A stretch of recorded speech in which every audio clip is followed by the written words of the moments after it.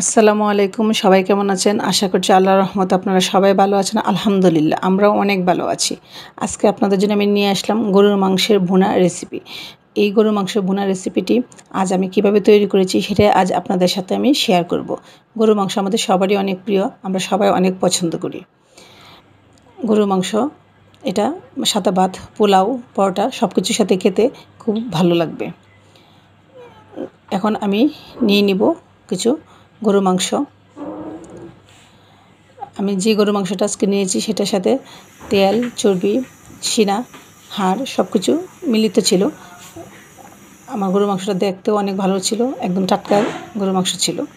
এই গরুর মাংসটা নিয়ে নিলাম, আর নিয়ে নিলাম জিরার গুঁড়া আর লবণ। এখানে নিয়ে নিয়েছি আমি মরিচ গুঁড়া, হলুদ গুঁড়া ও ধনিয়া গুঁড়া। এখানে নিয়ে নিলাম সয়াবিন তেল, তার সাথে আমি এখন নিয়ে নিলাম এলাচ, দারচিনি ও তেজপাতা। এখানে নিলাম আদা, রসুন ও পেঁয়াজ পেস্ট। এখানে নিয়ে নিলাম পেঁয়াজ কুচি।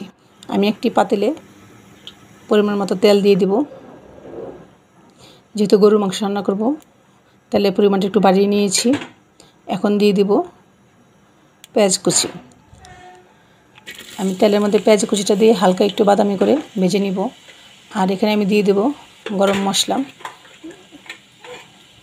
এলাচ, দারচিনি ও তেজপাতা। যখন আমরা পেঁয়াজের সাথে গরম মশলাটা দিই, প্রথমে একটু ভেজে নিই, তখন একটা সুঘ্রাণ বের হয়ে যায়। তাই আমি এখানে গরম মশলাটা দিয়ে দেব। গরম মশলাটা দিয়ে দিলাম। দিয়ে দেওয়ার পর আমি একটু ভেজে নিব বাদামি করে।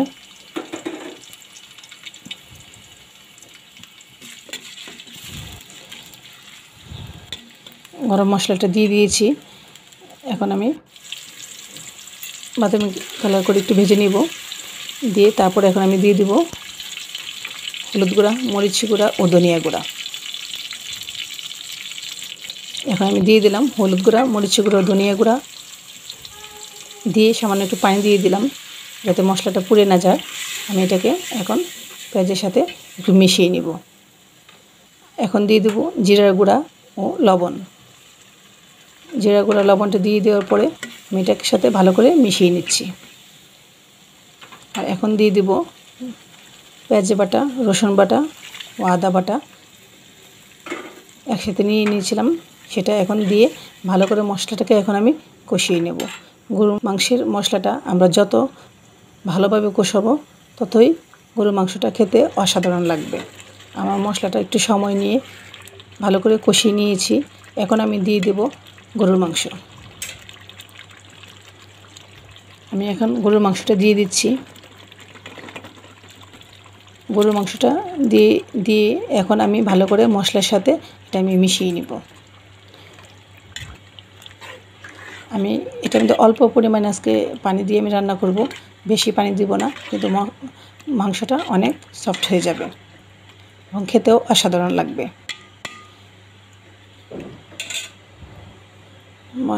এখন আমি দিয়ে দিলাম পানি, সামান্য পরিমাণ পানি দিয়েছি, বেশি পানি দিইনি। কিন্তু আমি এখন এটা চুলার আঁচটা বাড়িয়ে দেব।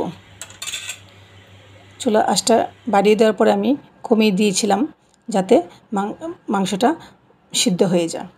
আমরা যখন গরুর মাংস রান্না করব তখন প্রথমে বেশি করে চুলার আঁচটা বাড়িয়ে দেব, তারপরে একদম কমিয়ে দেব। চুলার আঁচটা যখন কম থাকবে তখন মাংসটা একদম ভিতর থেকে ভালো করে সিদ্ধ হয়ে আসবে। আমার মাংসটা ভুনা হয়ে যাচ্ছে, তেলটা উপরে ভেসে আসছে, মাংসটা একদম সফট হয়ে যাবে। আমি আবার একটু ঢাকনা দিয়ে ঢেকে রেখেছিলাম। মাংসটা পুরোপুরি হয়ে যাচ্ছে, একদম পুরো তেলটা উপরে দিয়ে ভেসে আসছে। আমার মাংসটা প্রায় হয়ে গিয়েছে। আমি চুলা বন্ধ করে দেব। মাংসটা এখন আমি পরিবেশন করে আপনাদের সামনে দেখিয়ে দিলাম। মাংসটা খেতে অসাধারণ লাগবে। আপনারা অবশ্যই বাসায় আমার এই রান্নাটি ট্রাই করবেন। কেমন হয়েছে আমাকে কমেন্টস করে জানাবেন। আমার এই রেসিপিটি যদি আপনাদের ভালো লেগে থাকে অবশ্যই আমার চ্যানেলটি সাবস্ক্রাইব করবেন, লাইক, কমেন্টস ও শেয়ার করে দিবেন। আমার ফেসবুক পেজটি ফলো করবেন, ওখানে আমার রেসিপিটি পাবেন। আপনারা অবশ্যই বাসায় এই রেসিপিটি ট্রাই করবেন। আমার চ্যানেলটি সাবস্ক্রাইব করে দেবেন। আপনারা সবাই ভালো থাকবেন। আল্লাহ হাফেজ। আসসালামু আলাইকুম।